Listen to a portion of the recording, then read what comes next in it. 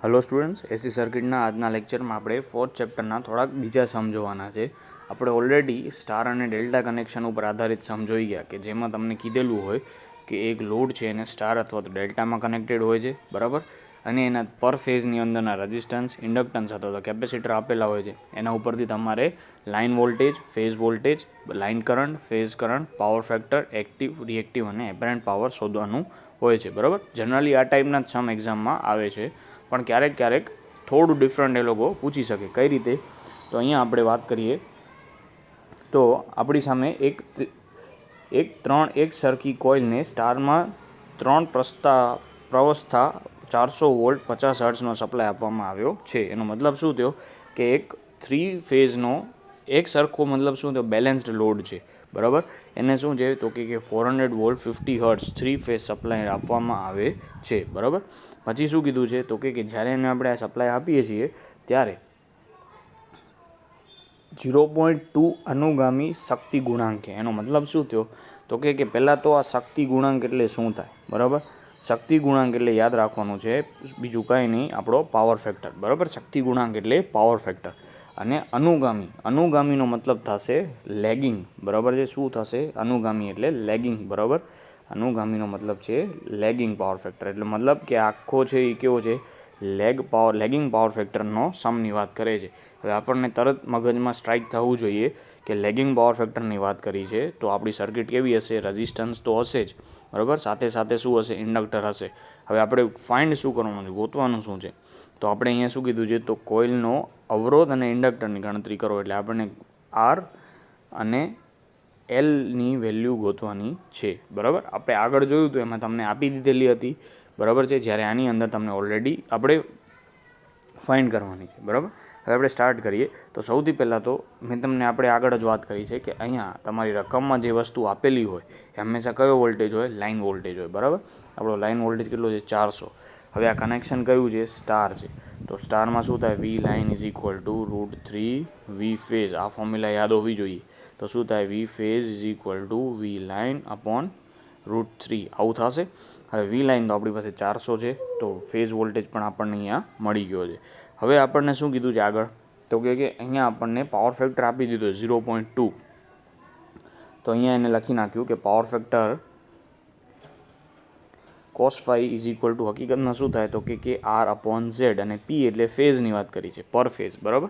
ન લખો તો પણ ચાલે, બરાબર છે। તો અહીંયા cos phi is equal two કેટલા આપી દીધા છે? 0.2 આપેલા છે, અને પાછો કેવો છે? લેગિંગ છે। હવે આગળ આપણે કરંટની જરૂર પડશે। કરંટ ક્યાંથી મળશે તો કે આપણી પાસે પાવર આપેલો છે, કેટલો છે? 1.5 કિલોવોટ પાવર આપેલો છે। હવે શું થાય તો કે પાવરનું ઇક્વેશન શું હતું? √3 VLIL cos phi હતું, બરાબર। અને અહીંયા આપણો પાવર।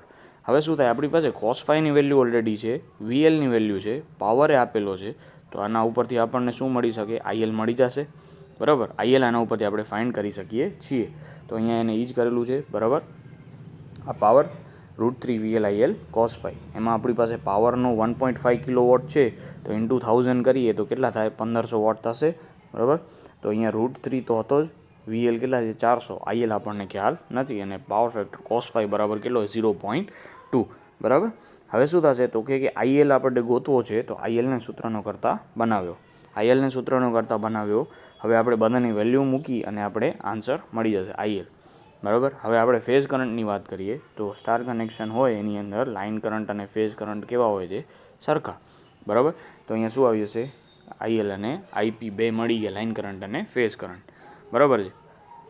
હવે આ જે પણ વાત થઈ આખી કેવી હતી? પ્રતિ ફેઝ હતી, એટલે કે સિંગલ ફેઝની આપણે 3 ફેઝની વાત કરતા હતા, બરાબર। એટલે કે જે આ 1500 વોટ હતો, બરાબર છે, એ કેવો હતો તો કે 3 ફેઝનો સાથે આપેલો હતો, અને આગળ વાત શું થઈ? આ ફેઝ કેવો છે? આ સિસ્ટમ બેલેન્સ્ડ છે, બરાબર। તો આપણને એક ફેઝનો ગોતવો હોય તો 3 ફેઝ છે, તો એક ફેઝનો કેટલો થશે? ડિવાઈડ બાય 3, એટલે કે 500 વોટ, બરાબર। આ રીતે થયું। હવે આપણી પાસે પાવર લોસનું ઇક્વેશન છે। હવે પાવર લોસ આપણે જ્યારે સેકન્ડ ચેપ્ટર જોતા હતા એમાં જોયું હતું કે પાવર લોસ જનરલી શેમાં થાય? રેઝિસ્ટન્સમાં થશે, રેઝિસ્ટન્સ। તો પાવર લોસ શું થશે? I²R, અને પાવર કેટલો છે તો કે 500। આવું આપણે શું કામ કરીએ છીએ? તો આપણને બે વસ્તુ ગોતવાની છે, એક તો રેઝિસ્ટન્સ અને બીજો ઇન્ડક્ટર, બરાબર। તો રેઝિસ્ટન્સની વેલ્યુ આપણને ક્યાંથી મળશે તો કે આ પાવર છે, બરાબર. અને આ પાવર લોસનું ઇક્વેશન, તો પાવર લોસના ઇક્વેશન ઉપરથી આપણને આઈની વેલ્યુ તો ઓલરેડી ખબર છે, બરાબર. તો રેઝિસ્ટન્સની વેલ્યુ અહીંયાથી મળી જશે, બરાબર. તો અહીંયા જુઓ, પાવર આપણે 500 મળ્યો, ફેઝ કરંટ આપણને ખ્યાલ છે, અને આપણને દરેક ફેઝનો રેઝિસ્ટન્સ ફાઇન્ડ કરવાનો છે, બરાબર. તો આવી રીતે અહીંયા વેલ્યુ મૂકી દીધી. આના ઉપરથી તમને શું મળી ગયો? રેઝિસ્ટન્સ પર ફેઝ મળી જશે. ખ્યાલ આવી ગયો? હવે આપણે ઇમ્પિડન્સની વાત કરવાની છે, ઝેડ, બરાબર છે. તો ઝેડ ક્યાંથી મળે? તો કે દરેક ફેઝનો કરંટ છે, તો આપણી પાસે એક ફોર્મ્યુલા છે, Vp/ZP, એટલે કે બીજું કાંઈ નહીં, PP એટલે ફેઝની વાત થાય છે, બરાબર. તો અહીંયા આપણી પાસે ઓલરેડી વોલ્ટેજ છે ને લાઇન ફેઝ કરંટ પણ છે, તો આના ઉપરથી તમને ઇમ્પિડન્સ મળી જશે, બરાબર. એટલે સુધી. હવે આગળ આપણને મેઇન તો હવે શું ફાઇન્ડ કરવાનું છે? આપણને ફાઇન્ડ કરવાની છે ઇન્ડક્ટરની વેલ્યુ. આરની વેલ્યુ આપણે ઓલરેડી ગોતી લીધી છે, બરાબર. હવે આપણે અહીંયા શું થયું? તો કે ઝેડની વેલ્યુ આપણને મળી ગઈ. તો ઝેડનું ઇક્વેશન તો શું થતું હતું? √R² plus XL². પણ આપણને XLની વેલ્યુ જ મળશે અહીંયાથી. આપણી પાસે RA છે અને Z પણ છે, તો XLને સૂત્રનો કરતા બનાવીએ તો આવી રીતે થશે. આમ લખી શકાય, Z² = R² પ્લસ XL². તો XL² = R² માઇનસ Z². હવે અહીંયા XL છે એનો આપણે સ્ક્વેર કાઢી નાખીએ તો અહીંયા શું આવી જશે? √R² માઇનસ Z², બરાબર. તો એ જ વસ્તુ એણે અહીંયા કરેલી છે. હવે ZP અને RP એની વેલ્યુ આપણી પાસે ઓલરેડી છે, બરાબર. ઇમ્પિડન્સ પર ફેઝ અને રેઝિસ્ટન્સ પર ફેઝ એની વેલ્યુ અહીંયા પ્લેસ કરી દીધી, તો આપણને શું મળી જશે? XL મળી જશે. હવે XL છે એનું સૂત્ર શું થાય? તો કે આ ઇન્ડક્ટિવ રિએક્ટન્સ છે, તો એના બરાબર શું થશે? 2πfL. તો આને આપણે L આપણને ફાઇન્ડ કરવાનો હતો, તો શું થશે? સૂત્રનો કરતા બનાવીએ તો શું થાય? L/2πf, આવી રીતે. હવે XLની વેલ્યુ કેટલી હતી? 20.94. પછી F એટલે કે 50 હર્ટ્ઝ આપેલો જ છે, એની વેલ્યુ તમે અહીંયા મૂકી દો તો તમને શું મળી જશે? Lની વેલ્યુ મળી જશે, બરાબર. તો આ રીતે આ દાખલો થોડોક અલગ છે આપણે કર્યો તો એનાથી, બરાબર. કોન્સેપ્ટ એ જ આવશે. બે ઇક્વેશન આપણે જે યુઝ કરતા હતા સ્ટાર કનેક્શન અને ડેલ્ટા કનેક્શનમાં, એને એ જ છે, પણ થોડુંક અલગ શું છે? તો કે આપણને અહીંયા R અને Lની ફોર્મ્યુલા ગોતવાની છે. તો R આપણને ક્યાંથી મળશે? તો કે પાવર લોસનું ઇક્વેશન હતું, બરાબર, I²R. અને પછી L ફાઇન્ડ કરવા માટે આપણે શું કરશું? તો કે L ફાઇન્ડ કરવા માટે પહેલાં આપણે Z ગોતશું, બરાબર. પહેલાં આપણે શું ગોતશું? ઇમ્પિડન્સ. R આપણે ઓલરેડી ગોતી લીધો છે. પછી ઝેડનું સૂત્ર છે √R² પ્લસ XL². એમાં XLને સૂત્રનો કરતા બનાવ્યો, પછી XL મળી ગયો, એટલે XL બરાબર તો શું થાય? 2πfL. અને Lને સૂત્રનો કરતા બનાવ્યો એટલે આપણને શું મળી જશે? ઇન્ડક્ટન્સ મળી જશે, બરાબર. તો આ રીતે આ સમ થોડોક અલગ છે. હવે આગળ એક બીજો સમ છે.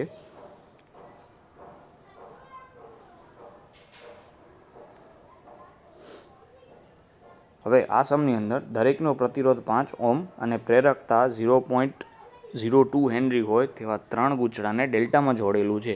હવે આમાં છે ને શબ્દ નવા વાપરેલા છે, પણ વસ્તુ એ નહીં જ છે. હવે દરેકનો પ્રતિરોધ, એનો મતલબ શું થયો? કે દરેક ફેઝમાં 5 ઓહ્મનો પ્રતિરોધ છે.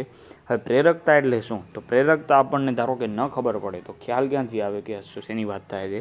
તો અહીંયા શું આપેલું છે? એને હેનરી આપેલો છે, બરાબર. અને હેનરી કોનો યુનિટ છે? તો કે ઇન્ડક્ટરની વાત કરે છે. આપણને તરત ખ્યાલ હોવો જોઈએ, બરાબર છે. તો આ શું થઈ ગયું? તેવા 3 ગૂંચળાઓ છે, બરાબર. તો આપણે આ હેનરી ઉપરથી ખ્યાલ આવી જાય છે. પછી આને શેમાં કનેક્ટ કરેલું છે? ડેલ્ટામાં કનેક્ટ કરેલો છે. અને 400 વોલ્ટ 50 હર્ટ્ઝ 3 ફેઝ સપ્લાય આપવામાં આવ્યો છે. હવે આપણે ફાઇન્ડ શું કરવાનો છે? લાઇન પ્રવાહ, લાઇન કરંટ, શક્તિનો વ્યય એટલે પાવર લોસ, અને શક્તિ ગુણાંક એટલે કે પાવર ફેક્ટર. આ 3 વસ્તુ આપણને ગોતવાની છે, બરાબર. એને શું કીધું? તો કે દરેક ફેઝમાં કેટલો છે રેઝિસ્ટન્સ? 5 ઓહ્મ. પછી L એટલે કે ઇન્ડક્ટર આપેલો છે. VL અને ફ્રીક્વન્સી. હવે આપણે Lથી ડાયરેક્ટ ગણતરી કરી શકશું નહીં, આપણને ઇન્ડક્ટિવ રિએક્ટન્સ ફાઇન્ડ કરવો પડશે. તો 2πfLથી કેલ્ક્યુલેટ કરી લેશું આપણે, તો XL મળી જશે, બરાબર, દરેક ફેઝનો. એના ઉપરથી આપણને R અને XL મળી ગયા, તો ઝેડને કેલ્ક્યુલેટ કરી લેશું. Z = √R² પ્લસ XL², બરાબર છે. તો ઝેડ પણ મળી ગયો. હવે આપણને જે આપેલો છે એ વોલ્ટેજ કેવો હોય? તો કે આપેલો વોલ્ટેજ છે એ હંમેશા કેવો હોય? Line voltage. તો લાઇન વોલ્ટેજ છે 400, બરાબર. પણ ડેલ્ટા કનેક્શન છે તો ડેલ્ટા કનેક્શનમાં લાઇન વોલ્ટેજ અને ફેઝ વોલ્ટેજ કેવા હોય? સરખા. તો આપણને ફેઝ વોલ્ટેજ પણ મળી ગયો. બરાબર. હવે આપણને કરંટની વાત કરી છે તો આપણા પાસે કરંટનું જનરલ ઇક્વેશન શું હોય? તો કે V/Z. આપણે ફેઝ કરંટની વાત કરીએ છીએ તો ફેઝ વોલ્ટેજ અને દરેક ફેઝનો ઇમ્પિડન્સ એટલે P મૂકી દીધો.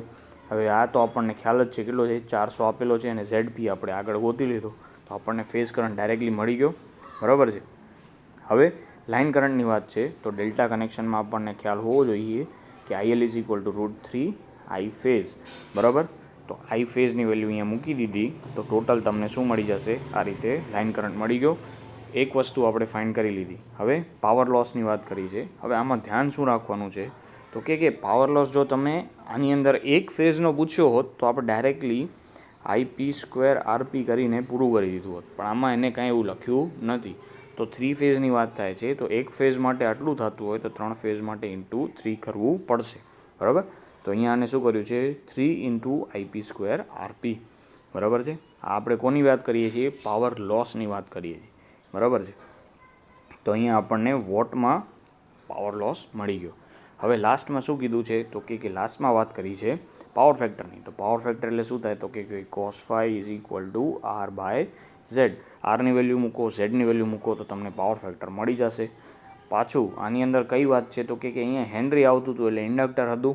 બરાબર. અને ઇન્ડક્ટર હોય તો પાવર ફેક્ટર હંમેશા કેવો હશે? લેગિંગ હશે. બરાબર. તો આ રીતે આપણે બે અલગ ટાઈપના સમ જોયા. હવે આપણું 4th ચેપ્ટર અહીંયા પૂરું થાય છે. તમે આખું ચેપ્ટર હજી એકવાર રિવાઇઝ કરજો. કંઈ ડાઉટ હોય તો તમે મને પૂછી શકો છો.